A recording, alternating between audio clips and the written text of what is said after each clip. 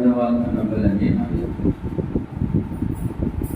గ్రంథవాక్యములన్నీ నావి, ప్రతి అధ్యాయం వరస వచనము తన దివ్య ప్రేమ వాగ్దానములు. గ్రంథవాగ్దానములన్నీ నావి, మరోసారి గ్రంథవాగ్దానములన్నీ నావి, ప్రతి అధ్యాయం వరస వచనము తన దివ్య ప్రేమ వాగ్దానములు. గ్రంథవాగ్దానములన్నీ నావి.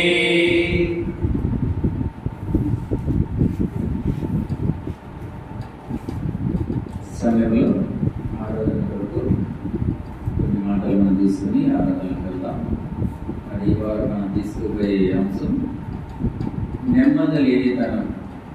అంశం నెమ్మది లేని తనం. సామెతలు 15వ అధ్యాయం. సామెతలు 15వ అధ్యాయం.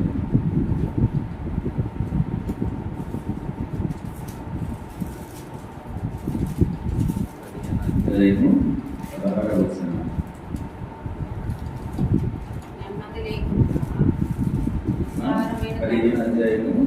వచనం. నెమ్మది లేకుండా విస్తారమైన ధనముండుట కంటే యెహోవా యందలి భయభక్తులతో కూడా కొంచెం కలిగిట మేలు. సహాయం కొరకు చిన్న ప్రార్థన. ప్రేమ నమ్మకం గల ప్రియాపరులకు తండ్రి, మీ ఘనమైన పరిశుద్ధమైన అతి విలువైన ప్రాముఖ్యమైన నామమును బట్టి స్తుతించి ఆరాధించి ప్రార్థిస్తున్నాను ప్రభా. మరి లేఖనం ఇది ఇవ్వబడుతుందో దానిని విశదీకరించి వివరణగా ప్రభా మేము పంచకోట్లు సహాయం చేయమని ప్రార్థన చేస్తున్నాం. ఆయన మిమ్మల్ని ఆరాధించేవారు ఆత్మతోనూ సత్యముతోనూ ఆరాధించాలి కనుక ప్రభా వాక్యాన్ని ఇదిగా ప్రభా మరి అలవాటుగా కాక ప్రభా మీ యొక్క చిత్తంలో మేము పొదుగు పెట్టుకునేటట్లుగా భయంతో భక్తితో మిమ్మల్ని ఆరాధించే భాగ్యం మాకు అనుగ్రహించమని ప్రార్థిస్తున్నాను. నిలబడిన ఆస్తులు జ్ఞాపకం చేసుకోండి ప్రభా. మరి సొంత ఆలోచనలు కాదు కానీ ప్రభా దైవ చిత్తానుసారమైన మాటలు మరి మా యొక్క హృదయ ధ్యానములు కూడా ప్రభా మీకు అంగీకారంగా ఉండేటకు సహాయం చేయమని మా ప్రభు రక్షకుడు మా కొరకు రానయ్యున్న యేసు క్రీస్తు నామములో వేడుకుంటూ ప్రార్థిస్తున్నాను మా తండ్రి. ఆమేన్. సామెతలు 15వ అధ్యాయము 16వ వచనం. నెమ్మది లేకుండా విస్తారమైన ధనముండుట కంటే యెహోవా యందలి భయభక్తులతో కూడా కొంచెం కలిగి ఉండుట మేలు. ఇక్కడ అంటున్నారు ధనము ఉండకూడదని కాదు, అంటే నెమ్మది లేకుండా విస్తారమైన అధికమైన ధనాన్ని సంపాదించుకున్న కంటే కింద చూడండి కొంచెం కలిగి ఉండుట మేలు. ఏంటది? ధనం. ధనం లేకూడదు అది అంటే మన జీవనానికి తగ్గట్టుగా, తినడానికి మన అవసరానికి తగ్గట్టుగా దేవుని మహిమపరిచే విధంగా మనకి ధనం ఉండట మేలు. మరి ధనము సంపాదించాలని ఆతృతతో మరి దేవునికి మనం దూరం అయిపోతున్నామేమో ఒకసారి మనం పరీక్షించుకుందామా. అంటే ఇక్కడ ఏమంటున్నారు? మీరు ధనము కొరకు ఆతృత పడి నెమ్మది లేని ధనం, మనశ్శాంతి లేకపోవటం, సమాధానం లేకపోవటం, ఒకరికొకరు ప్రేమను పంచి ఇవ్వలేకపోవటం, ద్వేషాలు, పగలు, ఈర్ష్యలు, అసూయలు, ఇటువంటి కక్షలతో మీరు ఉంటున్నారేమో ధనము కారణముగా. కనుక అలా మీరు ధనము కొరకు మీరు ప్రయాసపడి మీ యొక్క సమాధానాన్ని, శాంతిని పొగుడుకునే కంటే కొంచెం మీకు తగ్గట్టుగా, మీకు తగినంతగా ధనాన్ని మీరు కూర్చుకోవడం మంచిదని ఇక్కడ వాక్యము చెప్తూ వస్తుందన్నమాట. నేను ఇక్కడ ఏంటంటే డబ్బు, ధనము అంటే డబ్బు, మనీ ఈజ్ ఈక్వల్ మనశ్శాంతి. అంటే డబ్బు ఉండడం తప్పు కాదు, కానీ డబ్బు ధ్యాసలో పడి మీ యొక్క మనశ్శాంతిని, సమాధానాన్ని, సంతోషాన్ని పోగొట్టుకుంటున్నారేమో. అక్కడ కారణంగా కలతలు ఈర్ష ఇవన్నీ కలిగి ఉంటున్నారేమో. అటువంటి స్థితికి మీరు రాకుండా తగుమాత్రం ధనంతో మీరు సంతోషం నెమ్మదిని కలిగి ఉండడం మేలని ఇక్కడ వాక్యం చెప్తూ వస్తుంది అనమాట. అయితే విస్తారమైన ధనం అనగా ఇక్కడ ఏమని చూడండి, విస్తారమైన ధనం ఉండేది కంటే విస్తారమైన అధికమైన ధనం అంటే మనం ఊహించడానికి ఎక్కువ అనమాట. ధనం అనగా ఈ లోక సంబంధమైనవి. మనిషి అన్నాక తినడానికి తిండి, బట్ట, ఉండడానికి గోడు, ఇది చాలు. కానీ అందరితో ఆగుదామా?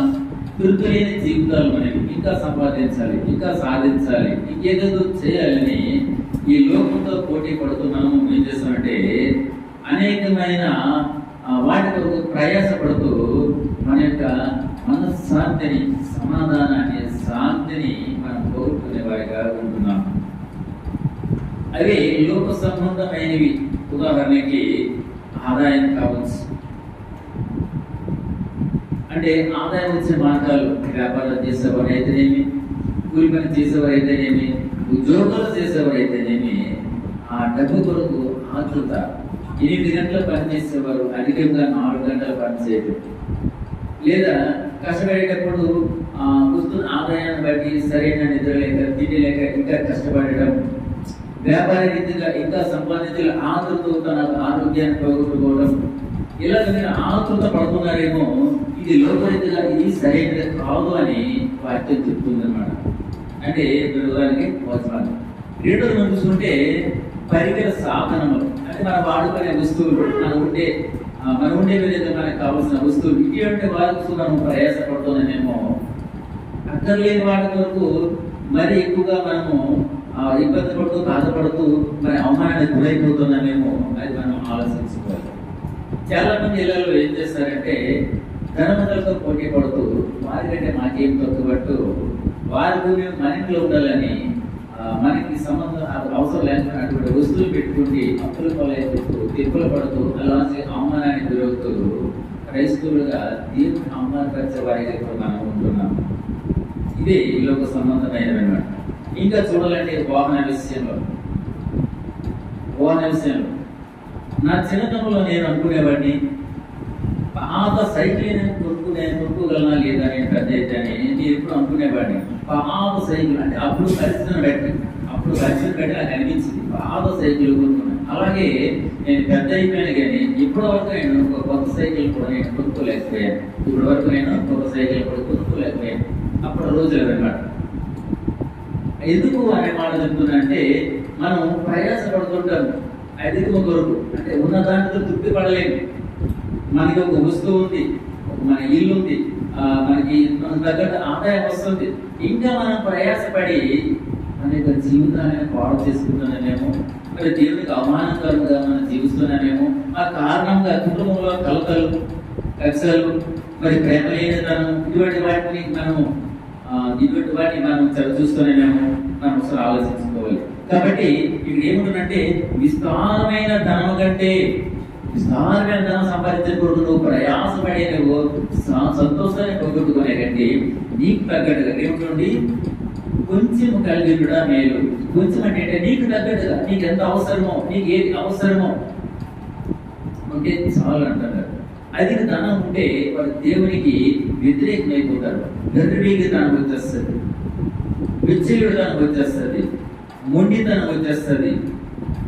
దేవుడు లేడంటారు, దేవుడు నాకేం పని అంటారు.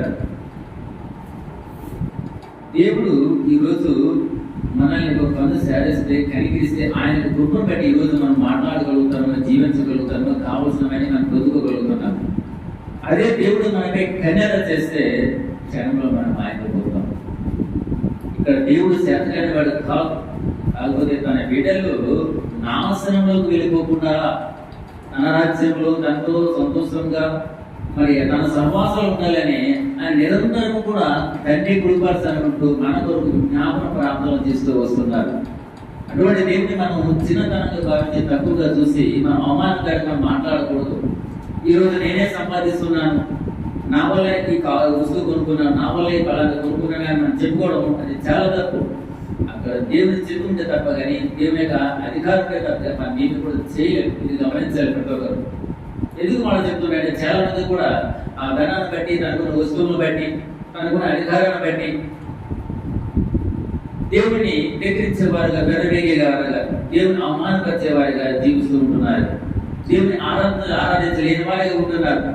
అయ్యో, ఒకప్పుడు నేను పాత సైకిల్ కూడా కొనుక్కోలేని స్థితిలో ఉన్నవాడిని, ఈరోజు 4 బైకులు, ఒక కారు, ఆటో. నేను కోటీశ్వరుడు కాకపోయినా దేవుని స్థితించే విధంగా కుటుంబంతో సంతోషంగా ఉంటున్నాను. ఇది చాలు. ఇందుని బట్టి నా దేవుని నేను ఆరాధిస్తాను. దాన్ని బట్టి మనం ఆరాధించాలి. గర్వించకూడదు, విరవేగకూడదు, దేవునికి అవమానంగా మనం జీవించకూడదు. ఎందుకంటే అవన్నీ మనం పొందుకున్నామంటే ఆయన వల్లనే. మళ్ళీ అవన్నీ పోగొట్టుకోవాలనుకుంటే అది ఆయన వల్లనే సాధ్యం. కాబట్టి మనము దేవుని మనము అవమానపరచడానికి కాకుండా దేవుడి మనకున్న సమయాన్ని వినియోగించుకొని సంతోషంగా ఉండాలనేది ఆయన ఉద్దేశం అయిందన్నమాట. అయితే లోకము దేవునికి గౌరవం చేస్తుందని కూడా నిజం మాట చెప్పాలి. ఎందుకంటే దేవుడు ఇచ్చిన కొద్దిపాటి ఆ జీవితాన్ని కాదని, అది సరిపోక మన లోకం వైపు చూస్తూ ఇంకేదో సాధించాలి, ఇంకేదో చేయాలని చెప్పేసి మనము దేవునికి దూరం అయిపోవడం కూడా మనం చూస్తూ వస్తాము. అలా చేయడం ఏమవుతుందంటే మన జీవితం పతనం అయిపోతున్నట్టు మనం గ్రహించలేని స్థితిలో ఉంటాను. అసలు ఆత్మీయ జీవితము ఎదిగిపోవడానికి కారణం ఏమిటి? ముందు బాగున్నాం, తర్వాత బాగలేదు, కారణం ఏమిటి? లేదు, ముందు పూర్తిగా బాగలేదు, ఇప్పుడు బాగున్నాం, కారణం ఏంటి? ఒకప్పుడు చీకటిలో, పాపంలో ఉన్నాము, బాగులేని స్థితిలో ఉన్నాము, అనారోగ్యంతో ఉన్నాము, అయితే వ్యాధి బాధలతో ఉన్నాము, అనారోగ్య పరిస్థితుల్లో ఉన్నాము, అప్పుల బాధలతో ఉన్నాము. ఈ రోజు బాగున్నాము, దేవుడు భయంకరంగా జీవిస్తున్నామంటే ఆ దేవుడు గొప్పే. మరి అటువంటి గొప్పను పొందుకున్న మనము మళ్ళీ దేవునికి దూరం అయిపోతున్నామా? దేవుని అవమానపరిచే రీతిని మనం జీవిస్తున్నామా? అసలు ఎందుకు మనం ఇలా ఉంటున్నామా అంటే సమాధానం లేకపోవడం ఏంటి? కుటుంబంలో ఎందుకు కలతలు వస్తున్నాయి? ఎందుకు మనశ్శాంతిని కోల్పోతున్నామంటే 3 కారణాలు ఉన్నాయి. తొందరగా చూస్తే మనం ఆరాధనలోకి వెళ్ళిపోతాం.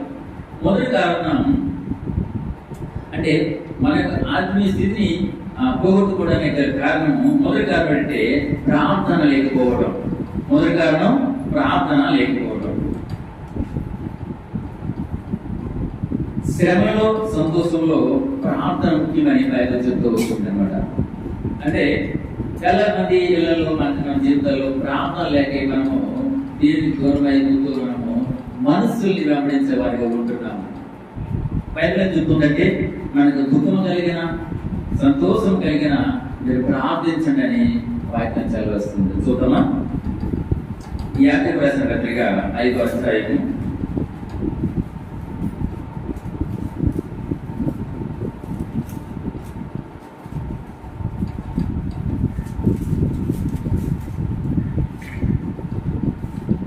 5వ అధ్యాయం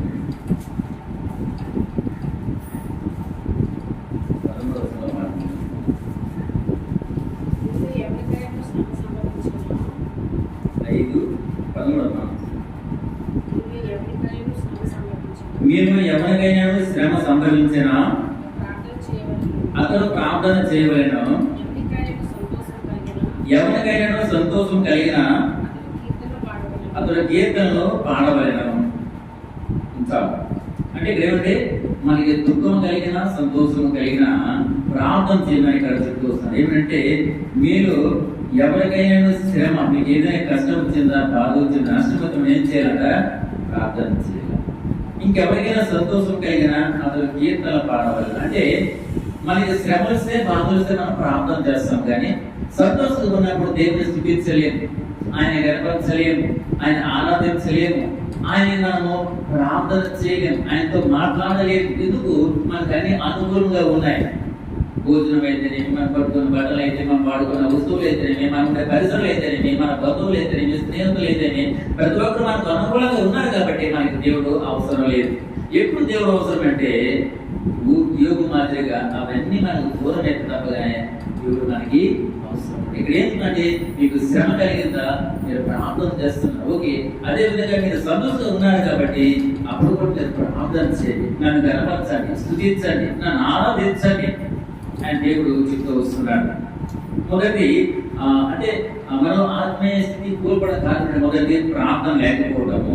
ఎలాగంటే మన కలిగినప్పుడు మనం ప్రార్థనకి దూరం అయిపోతాం, అంటే దేవునికి దూరం అయిపోతున్నాము. ఇది మొదటి కారణం. రెండో దిశలో అయితే ఎడతెగక ప్రార్థన చేయడం కూడా మనం చూసుకుందాం. మొదటి దిశలో ఎడతెగక ప్రార్థన చేయడం చూపించాడు. మొదటి దిశలో 5వ అధ్యాయము 17వ వచనం. 16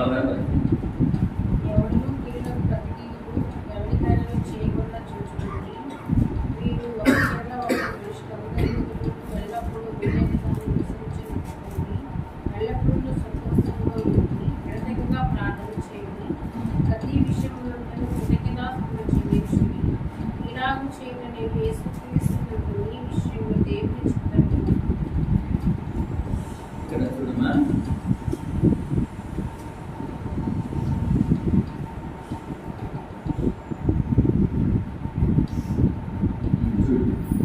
అదే 15వ వచనం ఆ చివరిలో ఉంటుంది అన్నమాట. ఎల్లప్పుడూ మేలైన దాన్ని అనుసరించి నడుచుకుని, ఎల్లప్పుడూ మేలైన అనుసరించి ఎల్లప్పుడూ సంతోషంగా ఊరి. ఇంకేంటంటే ఎడతెగక ప్రార్థన చేయాలి. ఏమిటంటే మేలైన దానిని, అంటే ఈ లోకంలో అనేక మన ముందుకు వస్తుంటాయి, మన ముందుకు ఎలా వస్తుంటాయి, కానీ అందులో మేలైనది ఏది మన జీవితానికి అవసరము, ఏది మన భవిష్యత్తుకి అవసరము, ఏది మన జీవనానికి అవసరమో, ఏది మన గౌరవానికి అవసరమో, ఏది మన పెరగడానికి అవసరమో దానిని మాత్రమే మనం వెతికి పట్టుకోవడానికి ప్రయత్నం చేయాలి. అనేక వస్తుంటే అవన్నిటినీ కాదు, కానీ మనకి మేలైనది, మనకు అవసరమైనది, ఇంకా దేవునికి మహిమకరంగా దేవునికి కనపరిచే రీతిగా ఏదైతే మనకి అనుకూలంగా ఉందో దాన్ని మనం ఏం చేయాలంటే దాని నుంచి నడుచుకోవాలి. ఎందుకంటే ఎల్లప్పుడూ సంతోషంగా ఉండాలి ఏం చేయాలంటే ఎడతెగక ప్రార్థన చేయాలి. అంటే మొదటిది ఏంటంటే శ్రమలోనూ సంతోషంలోనూ మనము ప్రార్థన చేసేవారిగా ఉండాలి. దుఃఖం వచ్చినప్పుడే కాదు, కానీ సంతోషం కలిగినప్పుడు కూడా మనము ప్రార్థన చేసేవారిగా ఉండాలి. అయితే ఎడతెగక దేవుని పట్ల మనం ప్రార్థన కలిగి ఉండాలి. ఇంకా కృతజ్ఞత భావం ఇంకా కలిగి ఉండాలని కూడా చెప్తూ వస్తున్నారు. ఎందుకు కృతజ్ఞత భావం అంటే ఈ రోజు మనం మాట్లాడగలుగుతున్నాము, జీవించగలుగుతుంటే కారణం దేవుడే కనుక కృతజ్ఞత కూడి కనుక, లేకపోతే ప్రార్థన చేస్తూ ఆయన ఆరాధిస్తూ ఆయన వెంబడించే వారికి మనం ఉండాలని వాక్యం చదివిస్తూ వస్తుంది అనమాట.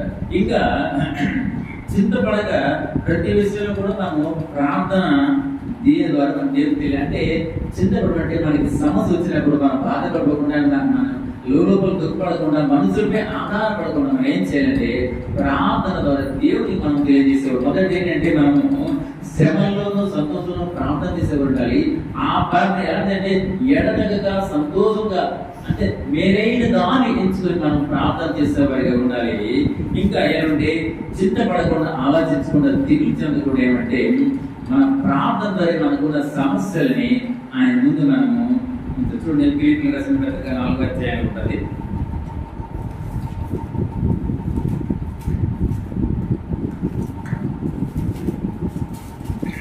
ఫిలిప్పీయులు 4వ అధ్యాయం 6వ వచనం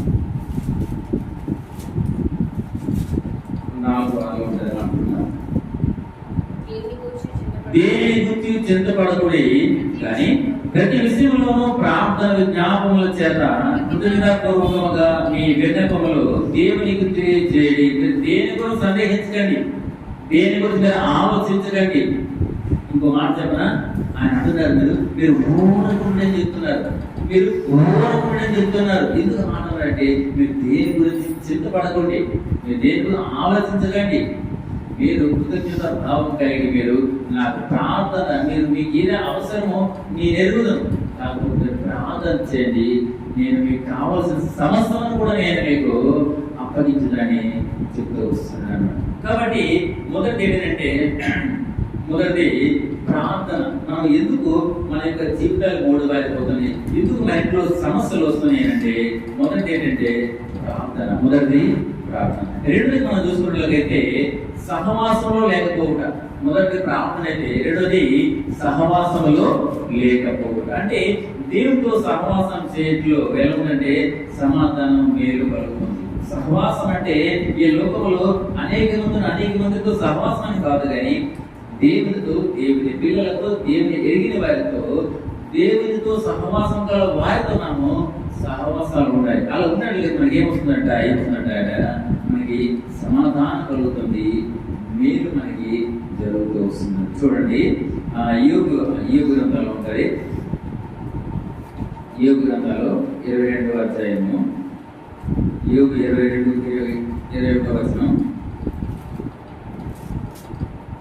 ఆయనతో సహవాసం చేసిన ఎడల నీకు సమాధానం కలుగును, అలాగే నీకు మేలు కలుగును. ఆయన అనగా యేసుక్రీస్తు ప్రభువు అనగా దేవునితో మనం సహవాసం చేసిన ఎడల మనకి ఏమొస్తుంది? మొదటగా సమాధానం వస్తుంది. నువ్వు మనుషులతో సహవాసం చేయడం కాదు, కానీ నువ్వు దేవునితో సహవాసం చేయి, దేవుని ఎరిగిన వారితో సహవాసం చేయి, నీకు సమాధానం. ఇంట్లో సమస్య వచ్చింది, లేదా అప్పుల బాధలు ఉన్నాయి, ఆరోగ్య సమస్య ఉంది, అప్పుడు దేవుని పిల్లలతో నువ్వు మాట్లాడినట్లయితే నీకు సమాధానం దొరుకుతుంది, నీకు నెమ్మది. ఎందుకంటే వారు ఆదరిస్తారు, దేవుని గురించి కొన్ని మాటలు చెప్తారు, ప్రార్థన చేస్తారు, దేవునికి నీ యొక్క బాధన వ్యాధిని వివరంగా తెలియజేస్తారు. కాబట్టి మనము అంటే సహవాసం మనం కలిగి ఉండాలి, సహవాసం కలిగి ఉండాలి. ఎక్కడ దేవుని యొక్క మాటలు వినిపిస్తున్నాయో, ఎక్కడైతే దేవుని గురించి ప్రచారం జరుగుతుందో, ఎక్కడైతే దేవుని గురించి అనేక మనము తెలియడానికి అనుకూలంగా ఉందో, అలాంటి సమయంలో అలాంటి విషయాలు విరివిగా మనం పాల్గొని సహవాసం ఉండేవారిగా ఉండాలి. ఇంకో విషయం చెప్పండి, సహవాసము దేవుని అడిగిన వారితో ఉన్నట్లయితే ఆ సహవాసం ఎలా ఉంటుంది అంటే, అసలు దేవుడు అంటే ఎవరు అంటే దేవుడిని నమ్మే విధంగా లేని స్థితిలో కూడా తీసుకెళ్లే పరిస్థితి కూడా ఉంటుంది. అందుకంటున్నారు, మీరు విగ్రహాలను తొలగిపోకండి అని చెప్తున్నారు. అంటే అర్థం ఏంటంటే, దేవుని అడిగిన ప్రజలతో లేదా దేవుని తెలియని ప్రజలతో మీరు పోయి మీరు దేవునికి దూరం కాకుండా మీరు ఎలా ఉండాలంటే దేవునికి అనుకూలంగా దేవుడిని మనం గనపరిచే విధంగా, దేవుడు మనల్ని గుర్తించే విధంగా మనం ఉండాలి. అందుకే దానికి అవసరం అంటే సహవాసం. ఈ లోపల మనకి స్నేహితులు ఉండొచ్చు, బంధువులు ఉండొచ్చు, వారి కొన్ని సందర్భాలు చెప్తారు, ఒక ఆదివారం ఉండిపోతే ఏమైపోతుంది, ఒక ఆదివారం ఉండిపోలేదు అని చాలా మంది చెప్తూ వస్తున్నారు మనకి. అది కారణం అంటే వారికి దేవుడు అంటే ఎవరు తెలియక, దేవుని యొక్క చిత్తమేడు తెలియక, ఆయన మహోత్సవం వారికి కనుగొనలేక వారు చెప్తున్న మాటలు. కాబట్టి మనం కలిపి మొదటిది ప్రార్థన జీవితం కలిగి ఉండాలి, రెండోది అంటే సహవాసంలో కలిగి ఉండాలి. అలాగే అన్యంతో సహవాసం కూడా తగ్గదు. అలాగే మనం లోకంలో ఉండాలి, కాకపోతే లోకంలో ప్రత్యేకత కలిగి దేవుడు మనల్ని గుర్తించే విధంగా మన యొక్క జీవితాలు మనము సాగించేవారు. ఆ మాట చూసినట్లయితే కీర్తన 106లో ఉండేది, అన్యులతో సహవాసం కాదు మాట. కీర్తన 106:35.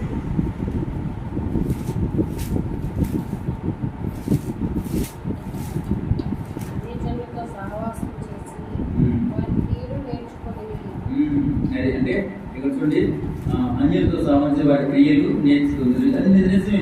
ఇద్దరు అబద్ధం అనడానికి మాత్రం నిజం అన్నమాట. ఎలాగంటే మనకు తెలియనివి తెలియనివి మనము వాటి ద్వారా కొంచెం తెలుసుకొని మనం కూడా అలాగే చేయాలా, మనం కూడా అలాగే ఉండాలా అని అనుకుంటారు. అది చాలా తప్పదు. వాక్యం మనం చూడవలసిన వాక్యాన్ని, మనసులను కాదు. వాక్యం ఏం బోధిస్తుంది, మనం ఏం నేర్చుకుంటాము, అసలు దేవుడు ఎందుకు ఈ భూమిపైకి దిగి రావాల్సి వచ్చింది అని గమనించి మనము మెలుపు కలిగి మనం సహవాసం కలిగి ఉండాలి. అంతే తప్ప కానీ అంటే వారితో కలిసి ఉంటాం కానీ మరి వారి చెప్తున్న మాటలకు లోబడకుండా అది యథార్థమా కాదు మనం పరిశీలించి మనం సహవాసం చేయడం ఎంతో ఉత్తమం. కాబట్టి మన ఆత్మీయ స్థితి పడకోకుండా, మన జీవితాలు ఎండిపోకుండా మనం కూడా దేవుని బిడ్డలుగా నవ్వుతూ మరి ఆయన రాజ్యం ఎదురు చూస్తూ ఉండేలాంటి దానికి కారణం అంటే ఉండలేకపోవడానికి కారణం అంటే మొదటిది ప్రార్థన లేకపోవడము, రెండోది సరైన సహవాసంలో మనము పాల్పంపులు పొందలేకపోవడం. కాబట్టి మనం ప్రార్థన కలిగి ఉండాలి. ఎటువంటి మన యొక్క శ్రమల్లోనూ సంతోషంలోనూ మనం ప్రార్థన పెట్టుకోవాలి. ఆ ప్రార్థన ఎడతెగక సంతోషంతో మనం ప్రార్థన చేసేవాడిగా ఉండాలి అన్నమాట, మంచిగా ఉండాలి. ఇంకా ఆ ప్రార్థన విషయం మన ప్రార్థన విషయానికి వచ్చినట్లయితే మన యొక్క సమస్యలు, మన యొక్క బాధలు ప్రతిదీ కూడా మనం దేవుడితో మనం వినిపించుకునే వారిగా ఉండాలని పాటించాల్సింది. ఇక రెండోది ఏంటంటే సహవాసం. సరైన సహవాసం లేకపోతే మరి మన యొక్క జీవితాలు ఇక్కడ మూడు బారిపోతున్నాయి అనేసి ఉంటుంది. ఇంకా సత్యం అంటే సత్యం అనగా చూడండి ఇక్కడ 106 35 కదా, 35 చూడండి. 135లో అన్యులతో సహవాసం చేసి వారి క్రియలు నేర్చుకునేది. అలా నేర్చుకోకూడదు అంటే మనం సత్యాన్ని వెంబడించాలి, సత్యాన్ని పరిశోధించాలి, కనుగొనాలి. మనం కనుగొనాలి, ఎవరో చెప్పారని చేయకూడదు, కానీ మనం చెప్పి కనుగొనాలి సత్యాన్ని. అంటే సత్యం అనగా వాక్యం ప్రేమించాలి. ఒక చెప్పింది నిజమే అవ్వచ్చు, కానీ అది వాక్యానుసారమా కాదా, అది దేవునికి మహిమకరంగా ఉందా లేదా, అది దేవునికి ఇష్టమా కాదని మనం ఏంటంటే సత్యం అనగా వాక్యాన్ని ప్రేమించే వాడిగా మనం ఉండాలి. ఎప్పుడైతే మనం వాక్యాన్ని ప్రేమించి మన జీవితంలో అంటే ఎప్పుడైతే వాక్యాన్ని మనం ప్రేమిస్తామో మనలో అన్యోన్య సమాధానము, సహవాసం మనకి దేవుడు మనకి కలుగు తీసేవాడు. చూడండి ఈ విషయం చూడండి, మొదటి యోహాను పత్రిక 1వ అధ్యాయం ఉంటుంది మాట.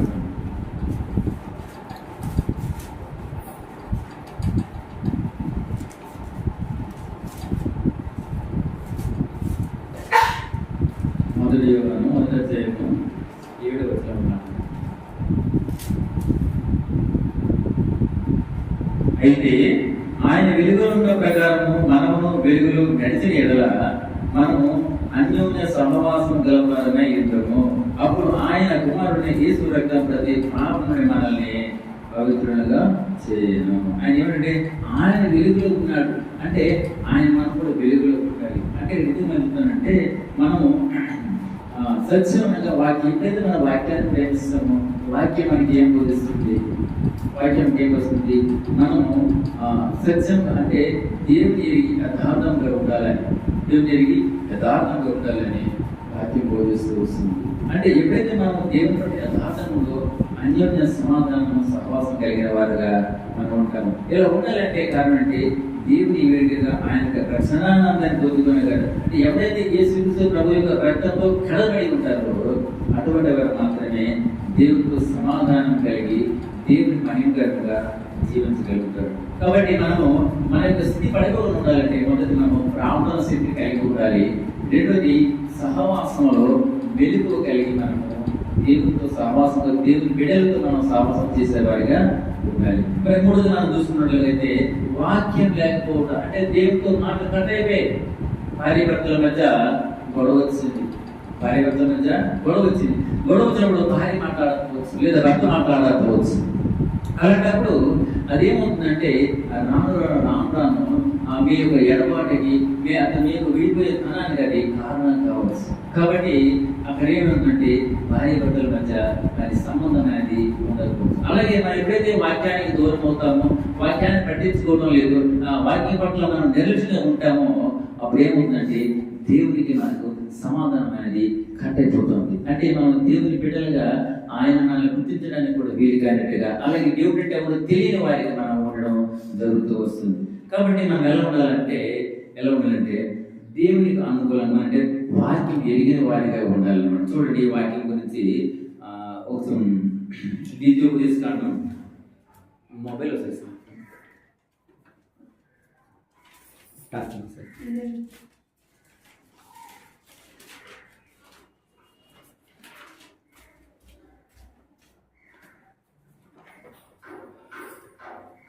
ద్వితీయోపదేశకాండం 28వ అధ్యాయము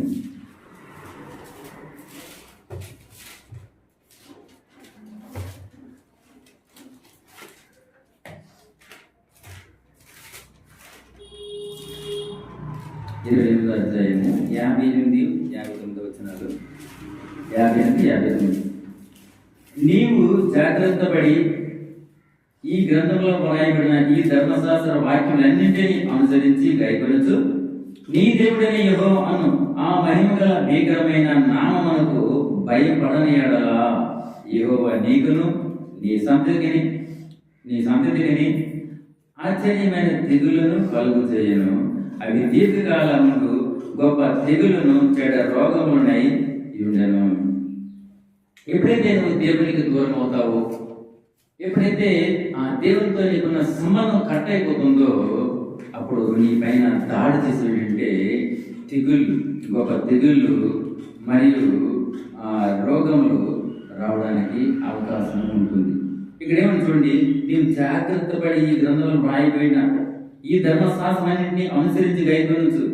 అంటే దీని గురించి క్షుణ్ణంగా తెలుసుకున్నావు, యథార్థంగా ఉండాలి, సత్యంగా ఉండాలి, దేవునికి అనుకూలంగా ఉండాలి, దేవుని కొరకు ఎదురు చూసేట్టుగా ఉండాలి, అన్ని తెలిసి కూడా నువ్వు నీ దేవుడిని యెహోవా అను ఆ మహిమగల భీకరమైన నామం భయపడగల నువ్వు తెప్పించట్లయితే, భయపడకపోయినట్లయితే, నువ్వు దేవుని వాక్యాన్ని ఎరిగి నువ్వు భయపడకపోయినట్లయితే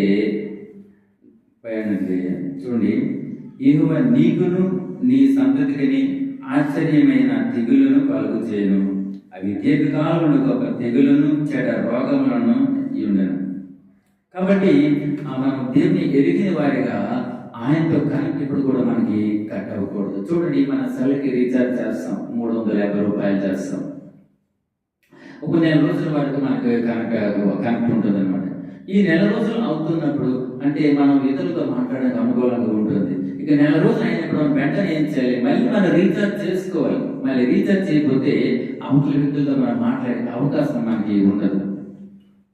మరి ఇతరులతో మాట్లాడేది మనం రీఛార్జ్ ఎలా చేస్తామో, మరి దేవుడితో మనం కూడా మాట్లాడాలని మనం ఏం చేయాలంటే ప్రతిదినం మనము వాక్యాన్ని చదవాలి, వాక్యాన్ని చూడాలి, అందులో ఏముంది, ఏం బోధిస్తున్నారు, అసలు ఎందుకు మనం వాక్యం చదవాలనే విషయం కూడా మనం తెలుసుకోవాలంటే మనం ఏం చేయాలంటే వాక్యాన్ని చూడాలి.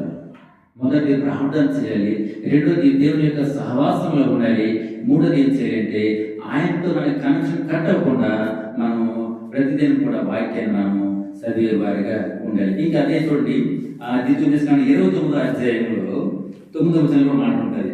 కాబట్టి మీరు చేయనిది చక్కగా జరుగుతున్నట్లు ఈ నిబంధన వాక్యం అనుసరించి నడుచుకుని వాళ్ళను. అంటే మీకు తెగుళ్ళు వస్తాయి, రోగములు వస్తాయని చెప్తున్నారు. కాబట్టి మీరు ఎలా ఉండాలంటే మీరు మనం చేయనిదంతా కూడా చక్కగా ఉండాలంట. అంటే మనం చేసే దాంట్లో పొరపాటు, మనం చేసే దాంట్లో దేవుడికి అవమానకరం కాకుండా, మనం చేసేది అసహ్యమైన కార్యక్రమాలు కాకుండా చక్కగా దేవునికి ఇష్టమైన రీతిలో దేవుడు మెచ్చుకునే విధంగా మనం ఉన్నట్లయితే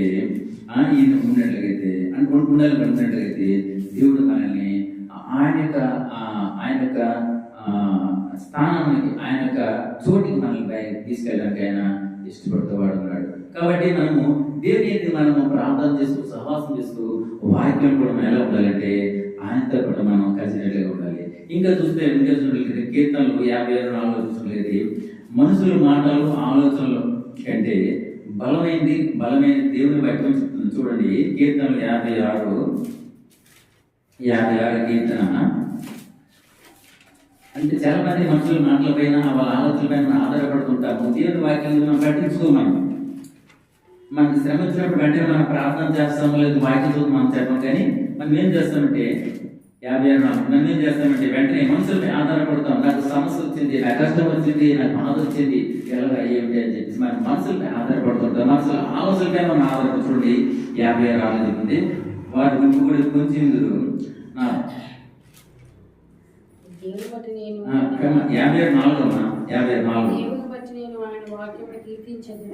దేవుని బట్టి నేను ఆయన వాక్యం కీర్తించదను, దేవుని యందు నమ్మిక ఉంచి ఉన్నాను, నేను భయపడను. ఇది చూసాను, శరీరధారులను ఏమి చేయదురు. నేను దేవుడిని నమ్ముకున్నాను, దేవుడు నా పక్షాన ఉన్నాడని నమ్మకం కలిగినప్పుడు, అటువంటి విశ్వాసం నీలో ఉన్నప్పుడు శరీరధారులు ఈ మనసుని ఏమి చేయగలుగుతారమ్మా? ఈ మనసులో ఆలోచనలు వ్యర్థము, ఈ మనసులు చేసిన సహాయం వ్యర్థము. వారు మనల్ని ప్రేమించి చేయరు, కానీ వారికి అనుకూలం బట్టి, వాళ్ళ అనుకూలతను బట్టి, లేదా వారి కలుగు ప్రయోజనం బట్టి మనకి సహాయం చేయడానికి ఇష్టపడుతూ ఉంటారు. కానీ దేవుడు అయితే అలా కాదు. కానీ మనం ఎటువంటి పరిస్థితుల్లో ఉన్నా, ఏ స్థితిలో ఉన్నా దేవుడు మనం ప్రేమించేవాడిగా, మనకు సహాయం చేసేవాడిగా ఉంటున్నాడు. కాబట్టి మనము మనసుల ఆలోచనల పైన, ఆయన యొక్క మాటలపై మనము ఆధారపడకుండా దేవునికి వాక్యం ఆయన ఏముంటుందంటే, మీకు బాధ కలిగిన సంతోషం ప్రార్థన చేయండి, మీకు ఏదైనా అవసరం ఉంటే మీ యొక్క విజ్ఞాపన ప్రార్థన ద్వారా నాకు తెలియచేయండి అని ఆయన చెప్తూ వస్తుందో. అలాగే ఇంకేమంటుందంటే, మీరు ఒక మాటలపై ఆధారపడకుండా నా వాక్యాన్ని మీరు గమనించండి, నా వాక్యాన్ని మీరు వెంబడించండి. ఇంకేంటంటే ఎందుకు గమనించాలంటే ఆయన వాక్యం నిత్యం ఉంటుంది. ఒక వ్యక్తి మనకి మాటిస్తే అది కొద్ది రోజుల్లో పనిచేస్తుంది, కొన్ని గంటలు పనిచేస్తుంది, లేదా ఒక సంవత్సరం పనిచేస్తుంది. తర్వాత ఆ మాట జారిపడి ఉంటుంది. ఈ మధ్యన చూడండి, ఒకసారిగా వారం రోజులు అవుతుంది, నేను ఒక దగ్గర జీడితో 3 సంవత్సరాలు మాట్లాడుకున్నాను. వారు 40,000 అన్నారు, చివరికి 35,000 ఏమని చెప్పారు. నేను 30,000 ఇస్తామని చెప్పాను. ఆయన ఫైనల్ ఏమైనా సరే అయ్యా మరి 30 కాదు కానీ, మరి 35 కాదు కానీ 33,000 ఇవ్వండి అని చెప్పేసి ఆయన నా దగ్గర అడ్వాన్స్ తీసుకున్నారు. సరిగ్గా మళ్ళీ వారం రోజుల తర్వాత మళ్ళీ ఆయన అంటారు, అయ్యా నేను 35,000 ఆయన కొంచెం అంటే ఆయన పొరపాటు పడతారు, మర్చిపెట్టారు. నేను అన్నమాట అంటే లేదు నేను 35,000 అంటే మనసులో మాటలకి నిలకడలేదు, మనసులో ఆలోచనలకి నిలకడలేదు. ఎందుకంటే వారు ఎప్పుడు ఏమంటే వాళ్ళ సమయం పెట్టు ఏం మాట్లాడతారు, ఏ విధంగా మా ఎందుకు మాట్లాడుతారు తెలియ స్థితిలో వారు ఉంటారు. దేవుడు అలా కాదు, ఇది ఆయన వాక్యము నిత్యం ఉంటుంది అని చూడండి. యెషయా గ్రంథం 40వ అధ్యాయము, ఆయన వాక్యం నిత్యం ఉంటుంది చూడండి. యెషయా గ్రంథం 40వ అధ్యాయము 8వ వచనంలో మాట్లాడారు.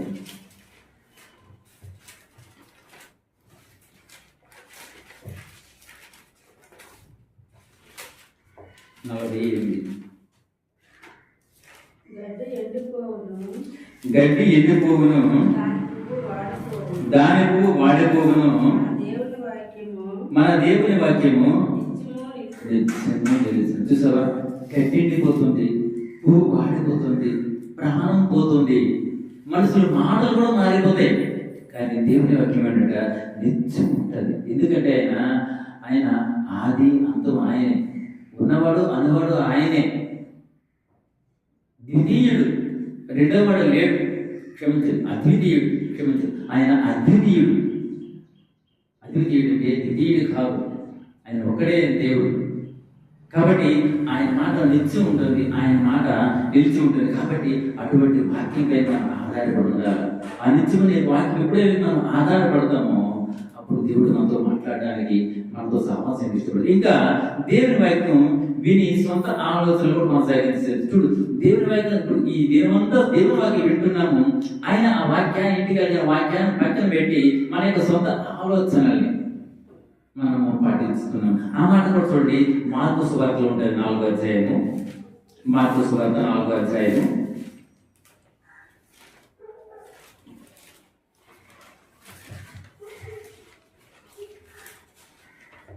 4వ అధ్యాయం 19వ వచనం చూడండి. వీరు వాక్యం విందురు గాని ఐహిక విచారములను, ధన మోసములను, మరి ఇతరమైన అపేక్షలను లోపల తెచ్చి వాక్యము అణిచివేయటం వలన అది నిష్ఫలమగును. మీరు వాక్యం వింటున్నారు కానీ వీరంటే ఐహిక విచారం అంటే మీ బాధలని, మీ వ్యాధులని, మీ కోరికలను అన్నింటిని కూడా మీరు దాన్ని తీసుకుని ఏం చేస్తారంటే మీరు ఆ మోహం అంటే ఎలా సంపాదించాలి, ఎలా జీవించాలి అంటే ఇన్ని విని కూడా మీరు అంటే ఆయన వాక్యం నిత్యం ఉంటుంది, ఆయన వాక్యం మనం వెంబడించాలి, దేవుడు ఆయన చెప్పేదాన్ని మనం లోబడాలని అనుకోవడం ఏంటంటే ఆయన మాటలు విని పక్కన పెట్టి మన సొంత ఆలోచనలతో మనం ఏం చేస్తామంటే సొంత ఆలోచనలతోటి మన పని కొనసాగించడం మనం చేస్తూ ఉంటాం. ఇది సరికాదని వాక్యం చల్లాల్సి వస్తుందండి. అంటే ఏంటంటే మీరు నా వాక్యం చల్లంటే మీ వాక్యం నెమ్మది కలుగు చేసినా కూడా వాక్యం చెప్తుంది. అలా వాక్యం వినని వారు శాపగ్రస్తులను కూడా ఇర్మియా భక్తుడు చెప్తున్నాడు. ఎవరైతే వాక్యాన్ని విని పక్కన పెడుతున్నారు మరియు వాక్యం విన్న వారు ఎవరైతే ఉన్నారో వారు కూడా శాపగ్రస్తులు అవుతారని కూడా ఇర్మియా భక్తుడి ఇర్మియా గ్రంథం 11వ అధ్యాయము 11వ అధ్యాయము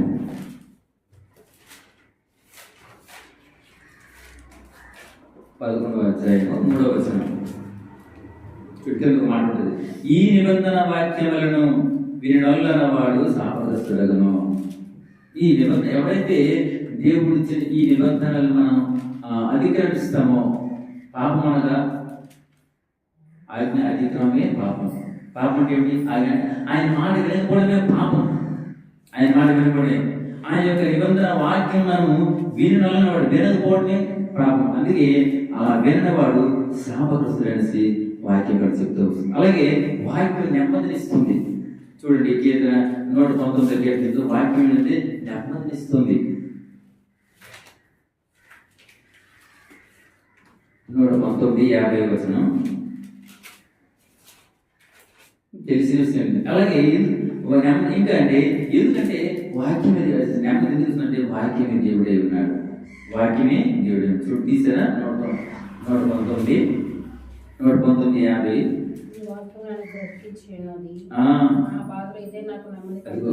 ఈ వాక్యం నన్ను బ్రతికించున్నది, నా బాధలలో ఇదే నాకు నెమ్మదినిస్తుంది. వాక్యం ఇస్తున్నారు మనకి నెమ్మది. మరి మనం తీసుకున్న అంశం ఏంటి? మొదటి అంశం ఏంటి అంటే నెమ్మది లేనితనం. మనం నెమ్మది లేని వాడిగా ఉంటున్నామా? సమాధానం లేని వాడిగా ఉంటున్నామా? అశాంతితో ఉంటున్నామా అంటే మనకి నెమ్మదిచ్చేది దేవుని వాక్యం. ఎందుకు దేవుని వాక్యం నెమ్మదిస్తున్నారంటే ఆ వాక్యమే దేవుడై ఉన్నాడు. ఆ వాక్యమే దేవుడై ఉన్నాడు. చూడండి యోహాను పత్రిక యోహాను సువార్త 1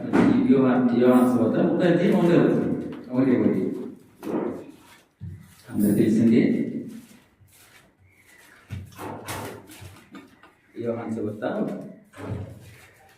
1 ఆదియందు వాక్యము ఉండెను, వాక్యము దేవుని యొద్ద ఉండెను, వాక్యము దేవుడై ఉండెను, ఆయన ఆదియందు దేవుని యొద్ద ఉండెను. అది ఆది దేవుని యొద్ద ఉండెను, సమస్తము ఆయన మూలంగా కలుగు. అంటే వాక్యమే మనకి దేవుడు ఉన్నాడు. వాక్యం మనకి దేవుడు ఉన్నాడు. కాబట్టి మనము అంటే ఈ సమయంలో ఆరాధించే ముందు మనం ఏం చేయాలి? ఫస్ట్ అసలు నా స్థితి పడిపోవడం, అసలు నేను దిగజారిపోవడానికి లేదా నా బలహీనత కారణం ఏమిటి? ఎందుకు నేను దేవునికి దూరం అయిపోయి, ఎందుకు నాకు సమస్యలు వస్తున్నాయి, ఎందుకు అశాంతి వస్తుంది, ఎందుకు సమాధానం లేకపోవడం, ఎందుకు నా సమస్యలు, ఎందుకు రోగములు వస్తున్నాయి అంటే అక్కడ 3 కారణాలు మన ముందు పెట్టారు. మొదటి ఏంటంటే ప్రార్థన లేకపోవడము, రెండోది సహవాసం లేకపోవడము, మూడోది వాక్యానికి దూరంగా ఉండడం. ఈ 3 ఎప్పుడైతే మనం దూరం చేసుకుంటామో మనం శత్రువుని బారి అంటే మనము సాతాను బారిలో మనం పడినట్లుగా వాక్యం చదివిస్తుంది. కాబట్టి మనము ఈ 3ని కలిగిన వారిగా ఎప్పుడైతే దేవుడు నా పక్షాన్ని యుద్ధం చేసేవాడు అన్నాడు, దేవుడు నా పక్కన మాట్లాడేవాడు ఉన్నాడు, దేవుడే నాకు బలమై ఉన్నాడు, ఆయన నా కోట అయి ఉన్నాడు అనుకుని ఇప్పుడు దేవుడి పట్ల ఆయనతో మన కనెక్ట్ కట్టడం ఏం చేయాలంటే మనము ఆయనకి మనం ప్రార్థన చేసి మన యొక్క సమస్యల్ని మన జ్ఞాపకాలను కూడా ఆయన మనం తెలియజేసే వారికి ఉండాలి. ఇంకా ఆయనతో మనం సహవాసం కలిగి ఉండాలి. ఇంకేమంటే ఆయనతో కనెక్ట్ కావడం ఎలా ఉండాలంటే ఆయన వాక్యంలో ఆయనతో మనం మాట్లాడుతూ ఉంటే దేవుడు వాక్యం ద్వారా మనకి సమాధానం ఇస్తూ మనం బలపరుస్తూ మనకి నెమ్మదిని కలిగించే వారిగా ఉండాలి. వాక్యాన్ని రీతిగా మనం ఆరాధించే వారిగా ఉన్న దేవుడి వాక్యాన్ని దీవించిన కాక.